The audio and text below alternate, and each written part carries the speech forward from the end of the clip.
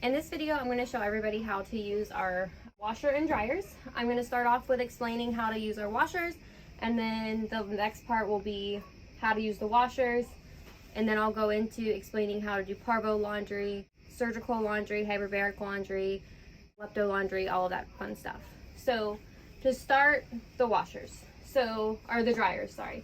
So the dryers, you want to make sure you're always checking the lint rollers, the lint collectors. So you want to open them up and get all the lint out, and it should just drop right back in here. You shouldn't have to like force anything. And then we have one in each dryer. I already did those two. So you close them. What you do is hit this high button until it gets about to 52 minutes, and then press start. Once you set the timer on these, they don't stop. So you can't just stop it and restart it. You have to let it go through the complete cycle. So that's why we typically want you guys to set it for about 52 minutes, because that's typically how long these take. All right, so I will start these two once I get done. So as far as the washers, as you can tell, we have all different models. If you're washing blankets or towels, you can do it on quick wash or speed wash. For this special one, we have directions right here, and I'll explain how to use it in just a second. I already filled up all of the washers with blankets, and in this one, towels. You want to make sure you don't overstuff it. So typically about halfway full. You should never have to put your foot in there to close the door. If you do that, you'll either break our washers, they'll become off balance, and they'll stop running, and that's normally whenever you notice that the blankets are soaking wet. So they should only be about halfway full. Once you have it loaded, you go ahead and you can close it, and then you have your little departments up here. You're gonna put your detergent in, so you wanna do one full pump of this, and typically it should be full to the top. Just one single one is fine, and you just dump it in there.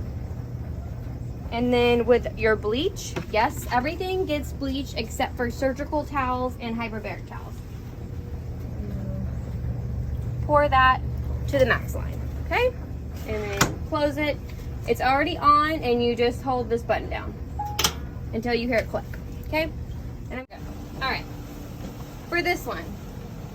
So again, you have your regular wash, which are for blankets, towels, washcloths, mop heads, anything like that. Same rules, you don't want to overstuff this washer, and it tells you what to do and how to use it right here. So I have towels in there now. I'm going to go ahead and close it, and I'm going to go ahead and do the 1 scoop of detergent and bleach. Okay, so for this one, once you see the PR-3, you're good. We already filled everything up, and then you can just press start.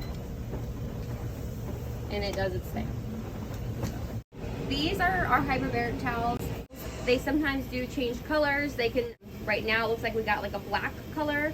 One time we had like a blue, and one time we had a red. Typically, if you see them and they're 100% cotton, do not bleach these. They need to stay this bright color because they're used for our hyperbaric machine, and we can only use 100% cotton in there, okay?